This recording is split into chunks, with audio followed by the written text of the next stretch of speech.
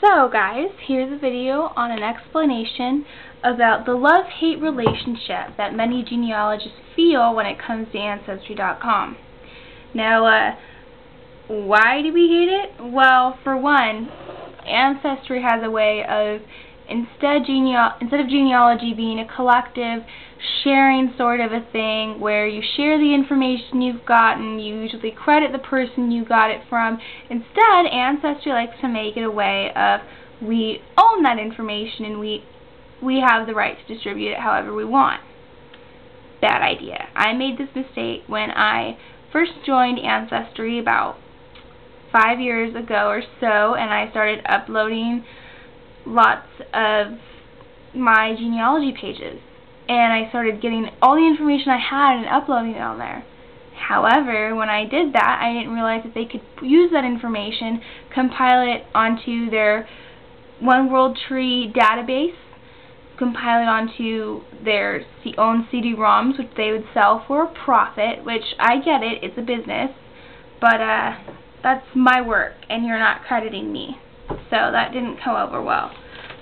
So here's a quick list, sort of a thing, and a general guideline on the databases that you do not want to trust when it comes to Ancestry.com. So the first one would be One World Tree. Now, many of you know that One World Tree is a database that Ancestry put together, which composes of a lot of different family trees, which they assume are from the same. They assume that they're all talking about the same person. However, that's not always the case. In fact, a lot of the times it's not, especially when you have really common names or names that repeat with like juniors or seniors, but at the time they weren't called juniors or seniors or whatever. And oftentimes it has a lot of mistaken information in there. Information that people didn't really check their sources, didn't really actually back up the information. Kind of like they just kind of got the data out of nowhere and wrote it down. And Ancestry uses that and puts it there as if it were fact, and it's not. That's the part. I've found so many mistakes in there, and I've had to go on. I'm going through over 1,000 individuals in my own database trying to fix all the stupid mistakes I made with Ancestry.com and my first 2 or 3 years of researching. So the second thing you want to watch out for are those user-submitted family trees. Those are often not correct.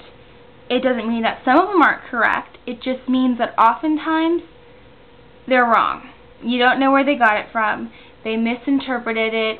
They mixed up with someone else, whatever. Most of the time there's no sources and you can't prove that that actually happened. That doesn't mean that you want to not look at all these databases completely. What it means is that you want to use it very, very, very cautiously. You want to always contact the person who wrote the information if possible. You want to post a query about it in message boards, in chat rooms, in mailing lists, you name it, as long as it's on that topic, sort of a thing. And try and back the information up. If you can back that birth date, that marriage date, that military service, whatever the event is, if you can back it up, then you've proven it and it's correct, obviously. Maybe that database just didn't list the sources. But don't list it as fact. That's a mistake because oftentimes it's not true. However, it doesn't mean that us genealogists don't love their census records, their land records, their probate records, their military records, their marriage records, everything else. It doesn't mean we don't love that. It just means that we're very wary of Ancestry, and I, for one, no longer submit my trees to Ancestry.com because I don't want them owning my information and my hard work without citing that I did it and that I found it. So that's kind of the lowdown on why so many genealogists have that whole love-hate relationship with Ancestry.com. So there you go.